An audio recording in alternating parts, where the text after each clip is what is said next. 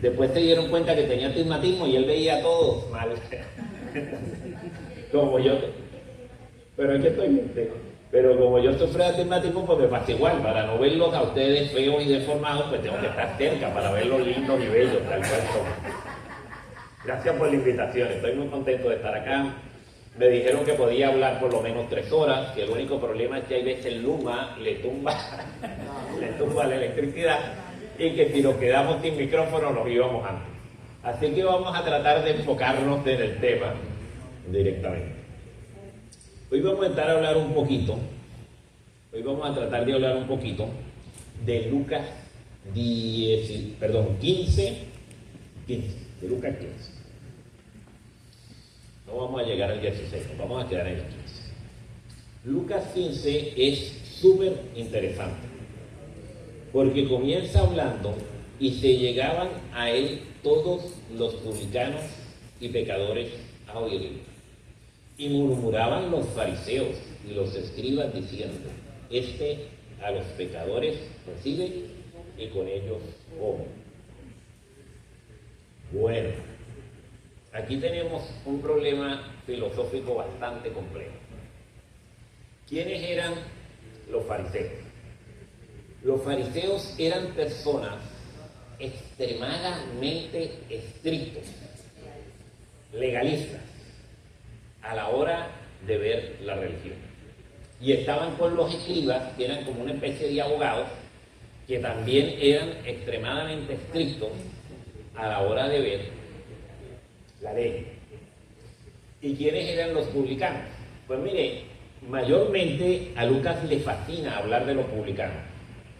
Y no podemos buscar todos los textos en Lucas porque tenemos poco tiempo. Pero él se refiere a los publicanos como aquellas personas que trabajaban para los romanos. Ejemplo, Zaqueo era un publicano, porque él cobraba impuestos para los romanos. Entonces, ellos pensaban de que él era ladrón, por el tipo de trabajo que tenía. Y fuera de eso, por asociarse con los enemigos del pueblo de Israel, por asociarse con los romanos, pues era un traidor, y eso era ser un publicano. ¿Y qué significaba eso? Que lo expulsaban de la familia, lo sacaban de la familia. Él no podía ir a comer a la casa de un judío, él no podía ir a un matrimonio, a una fiesta de un judío, porque él estaba separado, él era parte, él era un pecador. Entonces Lucas nos cuenta de que una vez en el templo había un fariseo, y el fariseo oraba con las manos arriba diciendo: Padre. ¿Qué decía? Gracias. Se supone que siempre comenzaba la oración por ser judío, por ser fariseo y por ser varón. Y porque no soy como el publicano. Así comenzaban los fariseos las oraciones. Y entonces el publicano estaba allá atrás al final y decía: Padre, ten propicio de mi pecado. Ahora, esto estaba basado en un problema filosófico que entró a la iglesia cristiana desde sus orígenes. Y era que los griegos tenían 2 corrientes filosóficas muy importantes: los epícores y los estoicos. Los epícoros pensaban que la vida debería girar en torno a buscar el placer, mientras que los estoicos querían tener autocontrol, mucha resistencia y lograr las cosas con su esfuerzo. Y usted me va a decir: ¿y esto qué tiene que ver con el cristianismo? Sencillo, porque desde hace 2000 años hay una lucha de los que creen que se salvan por las obras, como los estoicos, y los que creen que se salvan por la fe, como los epícuros. Y esa filosofía era lo que alimentaba la lucha entre los fariseos y los publicanos. Entonces Jesús le cuenta 3 parábolas en ese capítulo. La primera es la de las 100 ovejas. Dice: ¿quién que se le pierde una no va y la busca? Y cuando la encuentra, viene y hace una fiesta porque la encontró. La segunda es la de la señora que tiene 10 dracmas. Dice: ¿a quién que se le pierde una moneda limpia la casa, barre la casa, prende la luz, la busca, le encuentra y hace una fiesta porque la encontró. Mire la proporción, vamos 100 a 1, 10 a 1. Y entonces viene la tercera parábola de la que vamos a hablar un poquito hoy. ¿Qué nos dice? Versículo 11. Y Jesús dijo, un hombre tenía 2 hijos. El menor de ellos dijo a su padre, Padre, dame la parte de la herencia que me corresponde o pertenece. Y lo repartió la herencia. Bueno, nosotros tenemos que ver esto de varias maneras. Lo primero es verlo en el momento histórico que se está dando. Lo segundo es verlo desde la parte religiosa, que es la explicación por la que Cristo está trayendo la historia. Muchas de las personas piensan de que esto es una parábola, que es una alegoría, que no tiene nada que ver con la realidad. Pero hay otros que piensan que era una historia que había sucedido, que la gente sabía la historia y que Jesús usó esa historia conocida para explicarles cómo es el reino de Dios. Hace muchos años conocí a un pastor, era un hombre de Dios, una persona íntegra, y cuando se retiró de 40 años de servicio, montó un pequeño negocio. Él iba bien con su negocio y tuvo cierto dinero y tenía un hijo que vivía muy lejos. Y el hijo le pidió dinero, le dijo, préstame dinero que yo voy a hacer unas inversiones y te lo devuelvo. Y el viejito, con todo amor y cariño, porque era su hijo, le dio el dinero. Vino a ese país el comunismo. El viejito le tocó salir huyendo a un tercer país. Y el viejito salió en la pobreza absoluta. No tenía nada, no tenía casa, no tenía retiro, no tenía nada. Y allá en ese otro país esperaba el día que su hijo, que aparentemente le iba muy bien aquí en Estados Unidos, le enviara el dinero que le debía. Y pasaron los años. Y el hijo todas las veces que hablaban le llevaba una excusa, le llevaba una excusa. Al final, el viejito murió y nunca recibió el dinero. No vayan a pensar que esa historia que nos trae la Biblia no sucedía. Lo que pasa es que pedirle a un padre vivo la herencia podría tener ciertas implicaciones. Lo primero, la herencia, según Deuteronomio, se divide en 3 partes.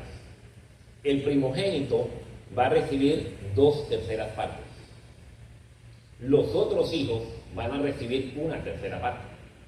O sea que si eran 10 y él tenía 3 millones, vamos a ponerlo más fácil, si eran 11 y él tenía 3 millones, el primogénito recibía 2 millones y los otros 10 se repartían los otros 10 millones. O sea que lo que le tocaba pues era bien poquito a comparación de lo que le tocó al primogénito. Claro, en este caso, como eran 2 nada más, vamos a pensar que tenía 3 millones, pues le tocaron 2 millones al mayor, le tocaría en teoría y 1 millón al menor. El papá se lo dijo. ¿Qué hubiera podido suceder? Miren, pasan 2 cosas.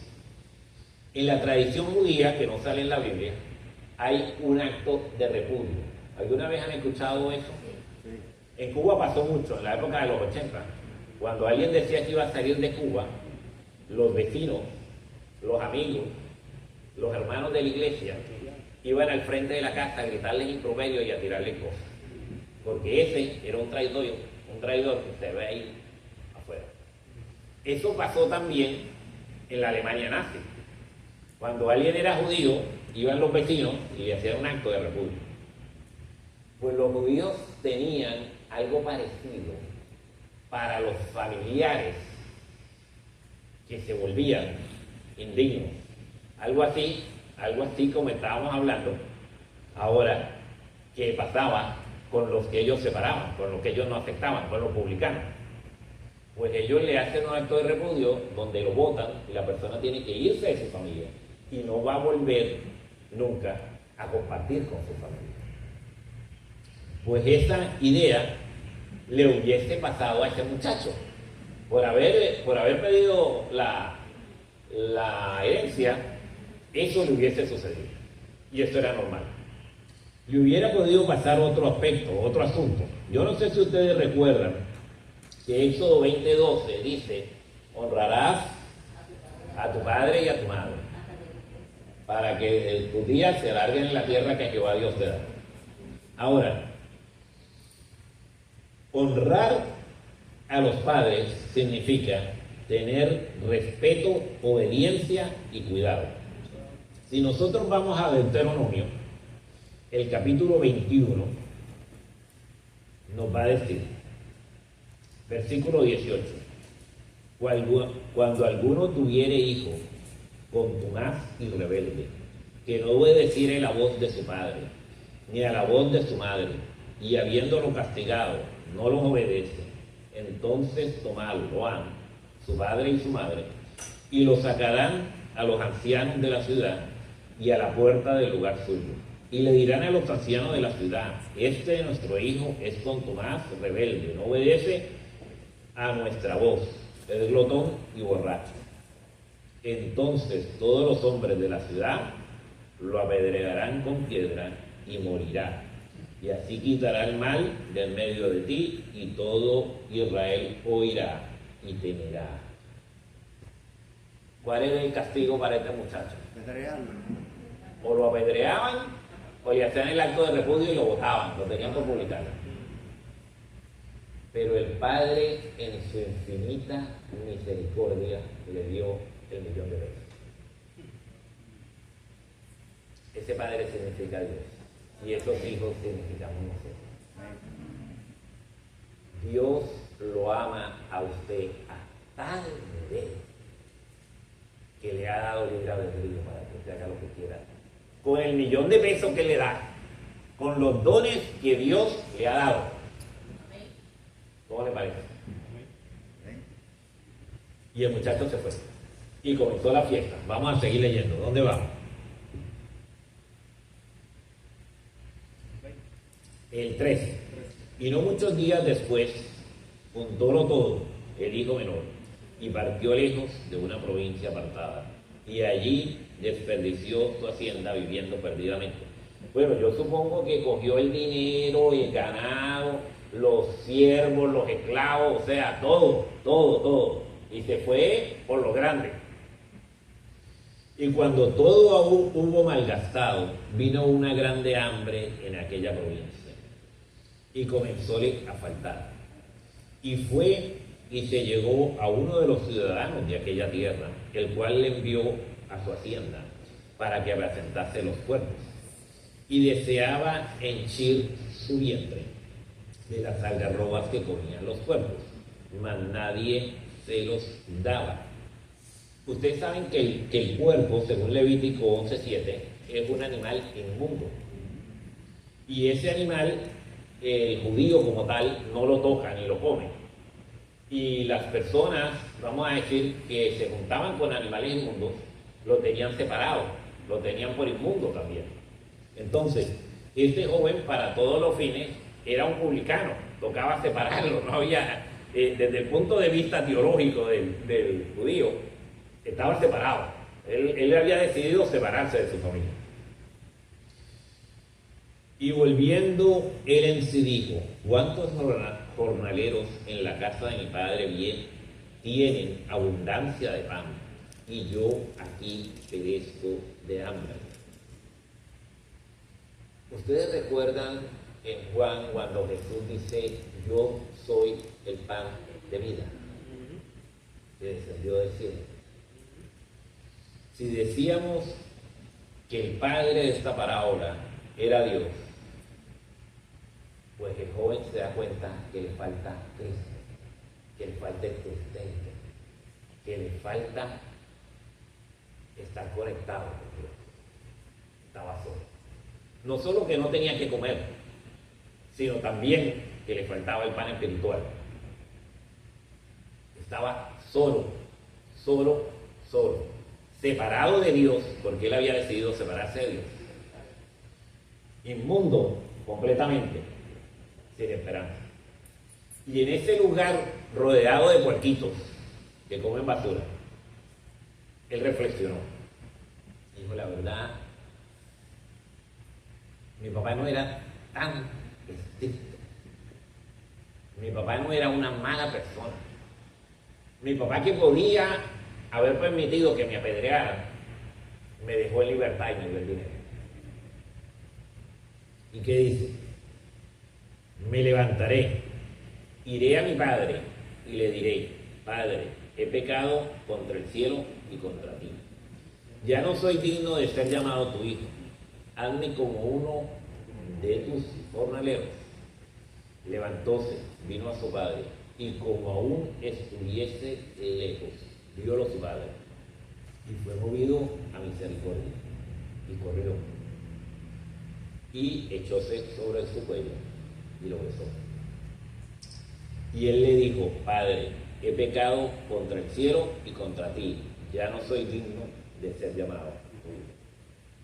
Primera de Juan 9:1 nos dice,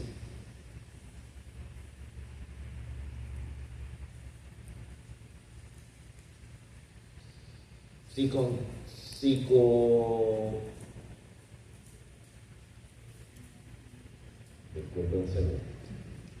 confesamos nuestros pecados, Él es fiel y justo para que nos perdone nuestros pecados y nos limpie de toda maldad.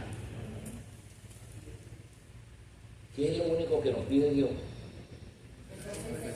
Que confesemos nuestros pecados. Esto es lo único que nos pide Dios. ¿Y qué hizo el muchacho cuando llegó? Padre, he pecado contra el cielo y contra ti. Mas el padre dijo a sus siervos, sacad el principal vestido y vestidle, y ponle un anillo en su mano y zapatos en sus pies. El padre de familia era una especie como de rey. ¿Por qué lo digo? En la época que se da la historia, estaban dominados por los romanos. Y los romanos tenían un concepto que le llamaban pater familia, un concepto muy antiguo de los romanos. Ese pater familia era más bien como el padre de la tribu, no era como el padre de familia que nosotros entendemos ahora, que una familia es papá, mamá, hijo y más nada. No. Ahí vivían todos. Estaban los hijos, los nietos, el primo, toda la familia, los esclavos, los siervos, como el patriarca. Y el poder de ese padre de familia era tal que él podía vender los hijos como esclavos o matarlos si alguno desobedecía. O sea que era una cultura muy diferente a la cultura que nosotros tenemos. Y en esas circunstancias, en esa cultura, es que él vuelve al padre. Y el padre lo primero que hace, según el relato, es correr a él. Y la pregunta que yo le hago a usted, ¿qué hace un viejito que probablemente anda en bastones corriendo hacia el hijo? ¿Por qué? Sí, lo ama. Pero hay una razón más trágica detrás de eso. Yo les conté que cuando un hijo era desobediente le podían pasar dos cosas: que lo apedrearan, que lo mataran, o que le hicieran un acto de repudio y lo botaran. Que el hijo no podía volver. Si el hijo volvía, lo apedreaban, lo mataban. Cuando él ve a su hijo, él sabe el riesgo que corre el hijo, y por eso él va corriendo a alcanzarlo. Y entonces le dice a los siervos, quítenle los harapos. Él venía con harapos, estaba con los cuernos. Le dice, quítenle el harapo. Pónganle mi túnica. La del pater familia era la túnica de un rey. Vístanlo como un rey. Pónganle mi anillo. El significado del anillo, yo no sé el promedio de edad aquí cuánto es. Cuando yo era un niño, se hablaba de la chequera. ¿Hay alguien aquí que se recuerde de ese concepto? Cuando ya crecía uno, pues el papá lo anotaba en la cuenta del banco para que uno pudiera firmar los cheques, porque no había esta tarjeta ni de crédito, ni de débito, ni nada de eso. Entonces, la importancia de la chequera. Pues ahora ya no, ahora le tiene que dar la tarjeta de crédito, pero la black, la sin límite. Ese es el anillo, ese es el anillo. Porque el anillo era la firma. Entonces, cuando ellos cogían prestado o hacían contratos, pues le ponían la firma. Entonces, ¿qué anillo podía tener? Mire, si él lo había perdido todo, él era un indigente, pues el anillo del papá le volvió a dar todo, todo el poder, toda la confianza, todo el dinero. Lo vistieron como un rey y le pusieron zapatos, porque los esclavos y los siervos no usaban zapatos, solo los ricos señores pater familia. Eso hizo el papá.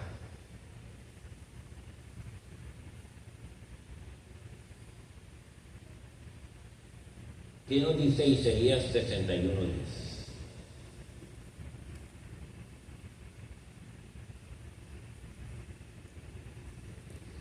En gran manera me gozaré en Jehová mi alma, se alegrará en mi Dios, porque me visitó, porque me vistió de vestidos de salud. Rodeóme de manto de justicia, como a novio me atavió, y como a novia compuesta de sus joyas. Como Dios nos viste con su santidad. Porque si por nosotros fuéramos, estaríamos con los harapos, con los porquitos. Pero Dios no te ve así. Dios te ve como un príncipe. Dios te ha llamado para cosas grandes. Dios quiere que sea parte de la familia. Y cuando Dios te perdona, vuelves a como estabas antes de pecar. Te restituye. Y ese es un concepto que aprendí con los hermanos católicos, con el arzobispo de Ponce. Gracias. Él decía que el único pecado que Dios no perdona es la ignorancia. Y yo le pregunté, ¿y por qué dice eso? ¿Dónde usted se basa? Y él me dice, sencillo, porque Dios cuando te perdona, te vuelve a la condición que estabas antes de pecar. Pero si tú eres ignorante y pecas por ignorancia, Dios no te va a volver a la misma ignorancia que tú estabas. Tú tienes que cambiar. Cuidado, cuidado. Dios espera mucho de nosotros. Dios espera mucho de nosotros.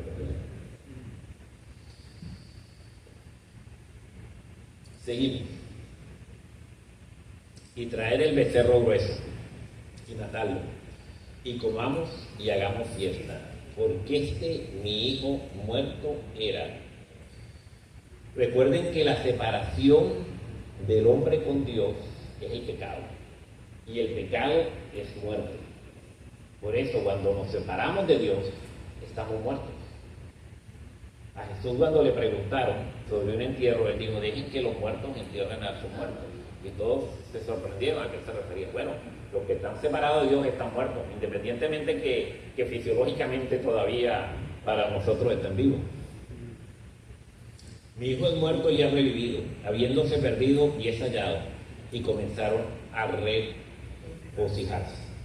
Y su hijo, el mayor, estaba en el campo, el cual como vino y llegó cerca de la casa, oyó la sinfónica y las danzas. Y llamando a uno de los criados, preguntóle, ¿qué era aquello? Y él le dijo, tu hermano ha venido y tu padre ha muerto el becerro grueso por haberle recibido a salvo. Entonces se enojó y no quería entrar. Y salió, por tanto, su padre y le rogaba que entrase. Mas él respondió y dijo, Padre, he aquí tantos años he servido, no habiendo traspasado jamás tu mandamiento. Era fariseo, ¿sabes? Lo está diciendo las características. Y nunca me has dado un cabrito para gozarme con mis amigos. Mas cuando vino tu hijo, que ha consumido tu hacienda con rameras, has matado por él el becerro grueso. Mire lo complejo que es esto. Él le dice, yo que he guardado la ley toda mi vida, yo que me he sacrificado en todo, yo que nunca me he equivocado, y tú no me das nada. Él pensaba que él se había ganado el cielo por sus méritos, por sus obras. ¿Y qué le dice el padre? Pero es que todo es tuyo. Aquí no hay discusión. Todo es tuyo. Pero él no entendía la misericordia del Padre.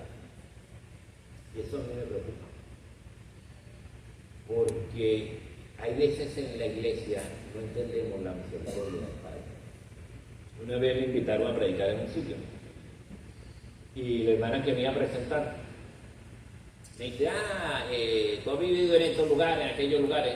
No sé si les he contado, para los que no me conocen, que mi papá fue pastor 47 años, algo así creo que fue. 40 y algo, muchos años. Y entonces vivimos en muchos lugares. Y entonces me dice la hermana, ¿y usted vivió en tal lugar, ha ido a tal lugar, ha ido a tal? Sí, yo estuve en tal sitio, tal sitio. Yo estuve allá, me dice, yo trabajaba allá. Yo le digo, hermana, ¿y usted en qué trabajaba? Me dice, yo era prostituta. Hermana, disculpe, pero yo no le entendí. ¿Y usted qué hacía allá? Sí, yo era prostituta yo.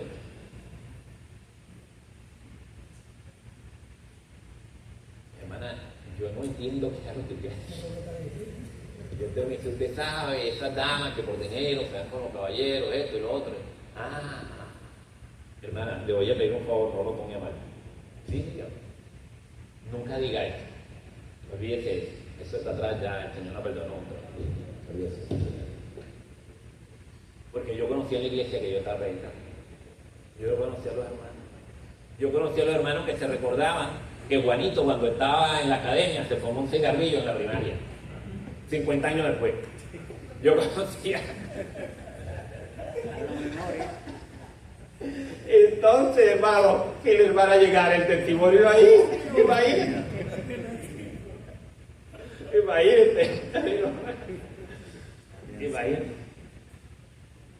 Porque vamos caminando para el futuro, vamos caminando para la salvación así. Entonces, no puede ser. Imagínense, una vez estuve en una iglesia, yo estaba en la junta, y había un problema, porque uno de los ancianos tenía ciertas diferencias con la esposa y había decidido separarse, porque estaban yendo al psicólogo y todo eso, estaban en ese proceso. Y entonces, otro de los ancianos, porque ellos siempre estaban en la política para ver quién es el primer anciano, y se rotaban, este año uno, el otro año uno. Entonces, el otro anciano decía, no, a este anciano hay que sacarlo de la junta. A este anciano, y cuidado, lo ponemos en censura de una vez, aunque no he hecho nada, pero preventivamente, porque él no quería que fuera candidato para el año que viene. Entonces, toca con todos los medios deshacerse del anciano. El anciano superó su crisis, no lo sacaron, seguía. El próximo año, pues este anciano que quería sacar al pobre que tenía problemas, se fue a visitar un hijo, porque él tenía un hijo de antes de haberse casado, que vivía por allá afuera, y se fue a visitar al hijo, y estuvo por allá un tiempo, porque el hijo tenía ciertos problemas. Entonces el otro anciano decía, no, a este hay que sacarlo. Este no ha vuelto, qué sé yo, ya lleva varias semanas afuera, hay que sacarlo de la junta. Y cuidado sin ponerlo en censura, porque uno no sabe qué está haciendo por allá. Porque tocaba eliminarlo antes de que llegara la ley. Yo sé que en esta iglesia no pasa eso. Y aquí en Puerto Rico tampoco. Yo le cuento de otros campos misioneros. Pero hermano, si hay algo que nos quiere mostrar esta historia, es la misericordia. Dios es amor y misericordia. A un nivel que nosotros no nos imaginamos. Vamos a Juan, primera de Juan 2:9.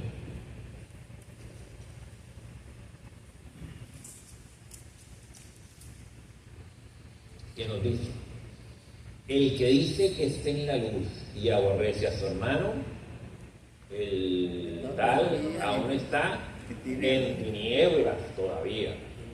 ¿Qué cosa, Juan? Juan como que veía el futuro, ¿sabes? El que ama a su hermano está en la luz y no hay tropiezo en él. Mas el que aborrece a su hermano está en tinieblas y anda en tinieblas y no sabe a dónde va.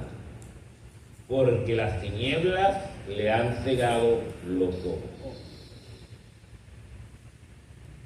¿Alguna vez escucharon a Jesús decir, yo soy la luz del mundo? Amén. Yo soy la luz del mundo. Pues si Jesús es la luz del mundo, ustedes saben quiénes son las tinieblas. ¿Quién es la tiniebla? Maligno.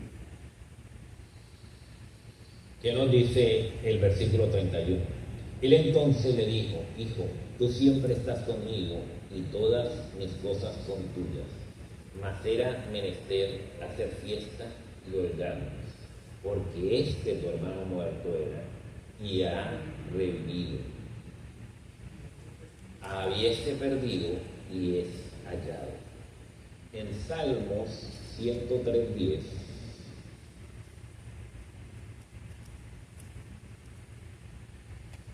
nos dice, no ha hecho con nosotros conforme a nuestras iniquidades. O sea que Dios, aunque somos pecadores, no nos paga como pecadores. Porque como la altura de los cielos sobre la tierra, engrandeció su misericordia sobre los que le temen. ¿Qué tan alto está el cielo? Los aviones viajan como a 9.000 por ahí pies, si me meten muy fácil. ¿Qué tan alto está el cielo? Infinito. Pues la misericordia es infinita. ¿Cuánto está lejos el oriente del occidente? Infinito. Hizo alejar de nosotros nuestras rebeliones, como el Padre se compadece de sus hijos. Se compadece Jehová de los que le temen. Hermano querido, por más filosofías que tengamos, si nos salvamos por la fe o por las obras, déjeme decirle que la única salvación es por la misericordia. Amén. Dios le regaló la salvación al ser humano y le dio libre albedrío. Si usted ve en lo poco que hablamos en el día de hoy, les contaba que cuando una persona perdió una ovejita, iba y la buscaba. Que cuando la dama perdía la moneda, iba y la buscaba. Pero al hijo, él no mandó a buscarlo. El padre podía mandar a buscarlo. El padre tenía el dinero, el poder y la influencia para ir, mire, vayan y ese sinvergüenza que está por allá de fiesta me lo trae de vuelta. Yo no lo hice. Porque Dios es amor y te dio libre albedrío. Pero Dios sí te está esperando. Así como el padre de la parábola que estaba sentado viendo el horizonte, esperando a que llegara su hijo, Dios nos está esperando. Y el tiempo se está acabando. Así como para el padre de la parábola, que iba envejeciendo y cada vez quedaba menos tiempo, así para nosotros también hay menos tiempo de ir. Pero hoy hay misericordia todavía. Y Dios está llamando. Si hay aquí alguno que quiere aceptar la misericordia de Dios, por favor, póngase en pie.